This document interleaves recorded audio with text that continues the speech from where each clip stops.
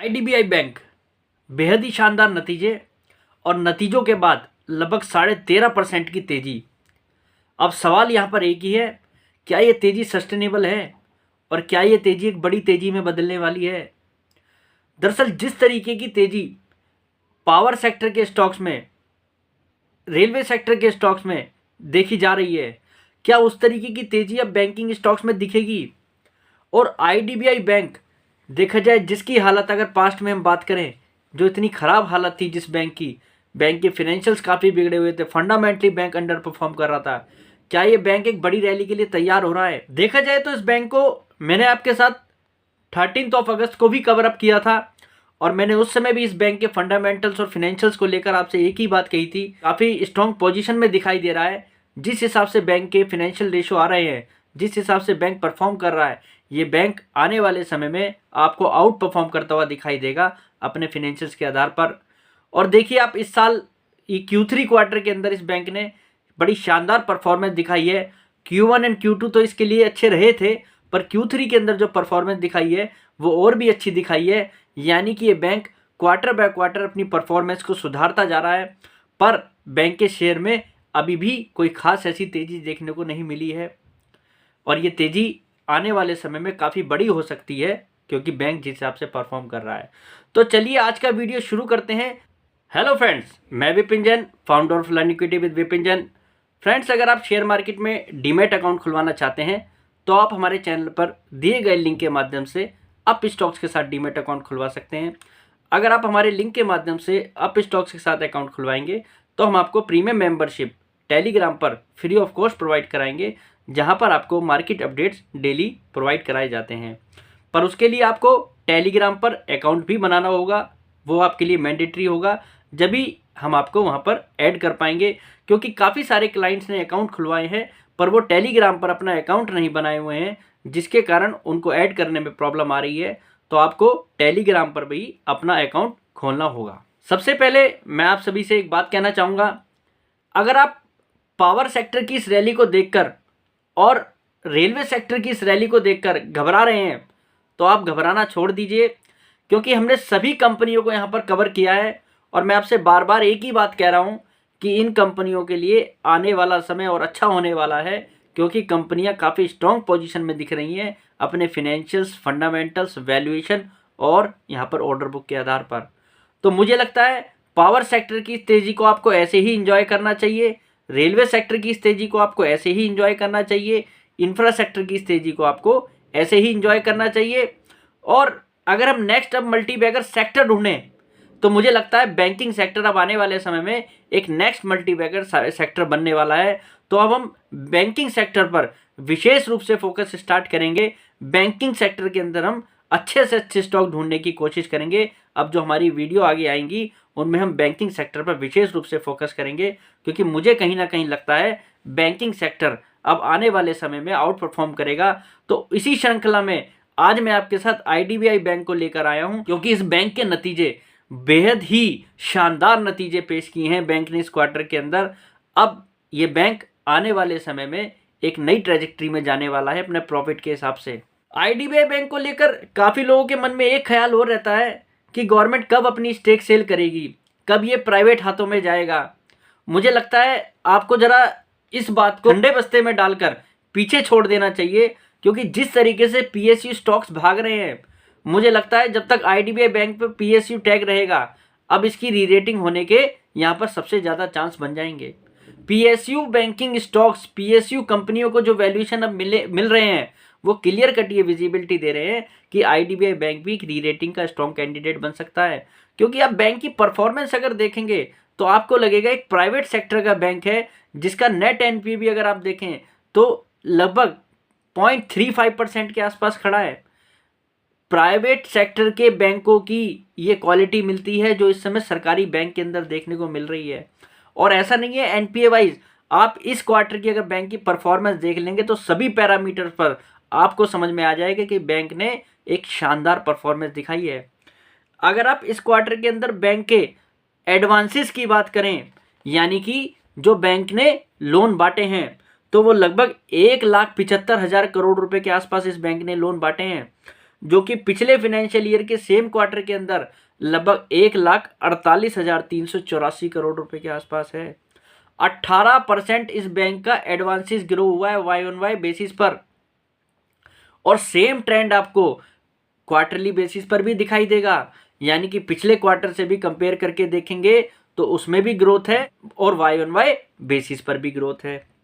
अगर आप बैंक के डिपॉजिट की बात करेंगे तो इस बैंक के पास इस समय लगभग तो 2,58,525 करोड़ रुपए का डिपॉजिट है बैंक का सितंबर क्वार्टर के अंदर, जो कि पिछले साल के अंदर सेम क्वार्टर के अंदर लगभग 2,32,671 करोड़ रुपए का था। 11% की बैंक के डिपॉजिट में ग्रोथ है, यानी कि बैंक का ओवरऑल बिजनेस डबल डिजिट में ग्रो हुआ है वाई एन वाई बेसिस पर, और सेम ट्रेंड हमें क्यू एन क्यू बेसिस पर भी दिखता है। बैंक का नेट प्रॉफिट अगर देखें तो इस बैंक का सिंगल क्वार्टर यानी कि इस क्वार्टर के अंदर 1458 करोड़ रुपए का प्रॉफिट है, जो कि 927 करोड़ रुपए था पिछले फाइनेंशियल ईयर के सेम क्वार्टर के अंदर। 57% की वाई ऑन वाई बेसिस पर बैंक के नेट प्रॉफिट में ग्रोथ है। जब इस बैंक के प्रॉफिट में इतनी बड़ी ग्रोथ है तो इसके शेयर की री रेटिंग क्यों नहीं होगी? यही तो कारण है यार 13% का जो आपको इतना बैंक में आज के दिन में ही तेजी दिख रही है। यार को बैंक का प्रॉफिट भी बहुत पसंद आया है। बैंक का प्रोविजन कवरेज रेशो 99% के आसपास खड़ा है। बैंक का काशा रेशो 49.98% के आसपास है इस समय। आप काशा रेशो 49.9% के आसपास का मतलब समझते हैं? ये बैंक प्राइवेट सेक्टर के बैंकों को टक्कर दे रहा है, जिस हिसाब से बैंक इस समय परफॉर्म कर रहा है। बैंक का नेट इंटरेस्ट मार्जिन 4.72% के पास है, जो कि 4.59% था पिछले फाइनेंशियल ईयर के सेम क्वार्टर के अंदर। 5% को लगभग बैंक का नेट इंटरेस्ट मार्जिन छूने को तैयार है, यानी कि ये बैंक अच्छे खासे मार्जिन पे भी काम कर रहा है। जो ये बैंक लोन बांट रहा है उस पर बैंक को अच्छा खासा इंटरेस्ट मिल रहा है। तो ये इस बैंक की री रेटिंग का ये भी एक बहुत बड़ा कारण है, क्योंकि बैंकिंग इंडस्ट्री के अंदर निम्स का काफ़ी मायने रखता है। बैंक का निम्स अगर अच्छा है तो इट मीन्स बैंक के आने वाले समय में प्रॉफिट भी हेल्दी होंगे। रिटर्न ऑन एसेट्स 1.70 के आसपास है इस बैंक की इस समय।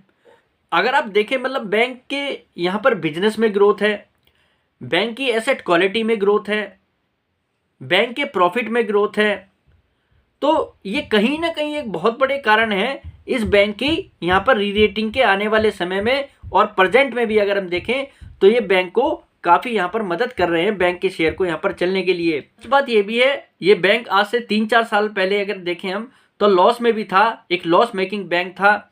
बैंक की एसेट क्वालिटी बड़ी पुअर थी, बैंक काफ़ी उस समय अंडर परफॉर्म कर रहा था। पर आज आप देखिए बैंक कितने अच्छे प्रॉफिट पर बैठा है, एसेट क्वालिटी कितनी अच्छी हो चुकी है, सभी पैमाने पर ये बैंक काफ़ी अच्छा परफॉर्म कर रहा है। और FY23 के अंदर इस बैंक का लगभग 3,700 करोड़ रुपए का प्रॉफिट था और लगभग 3.45 रुपीज़ का EPS। अगर हम इस समय 9 मंथ की बात करें, इस फाइनेंशियल ईयर के तीनों क्वार्टर को अगर जोड़कर देखें तो ये बैंक अभी तक 4,123 करोड़ रुपए का प्रॉफिट कर चुका है, यानी कि जो बैंक का पिछले साल के अंदर 3,700 करोड़ रुपए का प्रॉफिट था वो लगभग 4,123 करोड़ रुपए के प्रॉफिट में साल 9 मंथ्स में हो चुका है। तो आप सोचिए इस बैंक का प्रॉफिट इस साल कितना बढ़ने वाला है। इस बैंक का प्रॉफिट अगर हम देखें तो इस साल लगभग 5,500 करोड़ रुपए के आसपास जाता हुआ दिख रहा है। 5,500 करोड़ रुपए का बैंक का नेट प्रॉफिट दिखता है इस फाइनेंशियल ईयर के अंदर। और 5,500 करोड़ के प्रॉफिट का मतलब है बैंक का प्रॉफिट पिछले साल के मुकाबले 50% ग्रो होने वाला है। लगभग 5 रुपए के आसपास का EPS करता हुआ दिखाई दे रहा है। अगर हम एट प्रेजेंट देखें 45 रुपीज़ की बुक वैल्यू वाला ये बैंक है।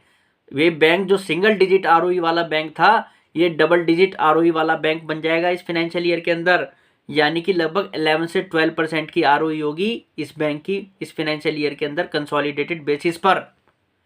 ओवरऑल ये बैंक डबल डिजिट ROE वाली बैंक की कैटेगरी में इस साल चला जाएगा। और आप अगर इंडस्ट्री में देखें, अगर इस समय आप छोटे साइज़ों के बैंकों की बात करें, bank of Maharashtra, IOB bank, central bank, आप देखिए वो अपने प्राइस टू बुक के कितने के मल्टीपल पे ट्रेड कर रहे हैं। डबल डिजिट ROE वाले बैंक इस समय कितने के मल्टीपल पे ट्रेड कर रहे हैं। और ये 45 रुपीज़ की बुक वैल्यू वाला बैंक एट प्रेजेंट भी देखा जाए लगभग 73-75 रुपीज़ के आसपास है। यानी कि ये बैंक इस समय अपने बुक वैल्यू के लगभग 1.7 के मल्टीपल पे एट प्रेजेंट मिल रहा है आज की तेजी के बाद। तो आप सोचिए इस बैंक के अंदर अभी कितना बड़ा गैप है। और आपको एक बात और बताता हूँ, अब हमारी गवर्नमेंट भी अपनी स्टेक सेल सस्ते प्राइस पर नहीं करना चाहती।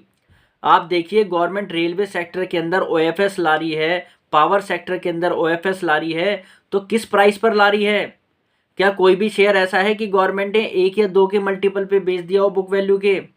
जब गवर्नमेंट को भी पता है कि बाजार अब पीएसयू सेक्टर को लेकर पॉजिटिव है, तो गवर्नमेंट भी इसको सस्ते प्राइस पर क्यों लाएगी, इसका यहाँ पर अपनी स्टेक सेल क्यों करेगी? तो आपको समझना होगा फिनेंशियल सेक्टर की इस तेजी में जो बैंक आउट परफॉर्म कर रहा है, इसका शेयर भी आने वाले समय में आउट परफॉर्म करेगा। और उस समय आप देखिएगा बड़े इन्वेस्टर इस बैंक के अंदर एंट्री करेंगे, इंस्टीट्यूट्स उस समय एंट्री करेंगे।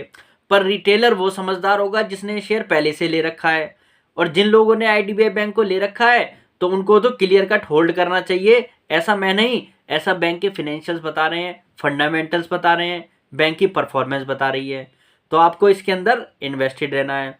और दूसरी बात यह है, डबल डिजिट आरओई वाला बैंक आपको अगर बुक वैल्यू के 1 या 2 के मल्टीपल पे मिल रहा है तो आप सोचिए वो क्या जस्टिफाइड है? इस बैंक को भी क्यों नहीं आईओबी जैसे या सेंट्रल बैंक ऑफ इंडिया जैसे या बैंक ऑफ महाराष्ट्र जैसे वैल्यूएशन नहीं मिल सकते? ये बैंक भी आने वाले समय में अपने बुक वैल्यू के 4 या 5 के मल्टीपल पे मिल सकता है, जिस हिसाब से बैंक परफॉर्मेंस दिखा रहा है। और इस साल अगर इंटरेस्ट रेट घटते हैं, आपको फाइनेंस सेक्टर के अंदर ऐसी तेजी देखने को मिलेगी, बैंकिंग सेक्टर के अंदर ऐसी तेजी देखने को मिलेगी, आपको उस समय महसूस होगा यार मैं भी बैंकिंग सेक्टर के स्टॉक ले लेता, मैं भी बैंकिंग सेक्टर के अंदर इन्वेस्ट कर लेता। पर उस समय आपको शेयर खरीद नहीं पाएंगे। अब जैसा रेलवे सेक्टर के अंदर हो रहा है, रोज 10% के अपर सर्किट लग रहे हैं, लगभग कोई लेने को तैयार ही नहीं है, सबको डर लगता है क्या करें। इस समय भी एंट्री जो कर रहे हैं ज़्यादातर इंस्टीट्यूट्स ही एंट्री कर रहे हैं, ज़्यादातर म्यूचुअल फंड ही एंट्री कर रहे हैं, क्योंकि उनको वहाँ पर लॉन्ग टर्म बैठना है। तो मेरी नज़र में तो आईडीबीआई बैंक अगर ऐसे ही परफॉर्म करता रहे तो कोई बड़ी बात नहीं है, इस शेयर की आगे री रेटिंग हो, ये भी आपको अपने बुक वैल्यू के 4 या 5 के मल्टीपल पर दिखाई दे, यानी कि 45x4 ये शेयर आपको 180 से 200 रुपये तक के टारगेट दिखा सकता है आने वाले समय में। ऐसा नहीं है कि ये 2-3 महीने के अंदर ही हो जाएगा।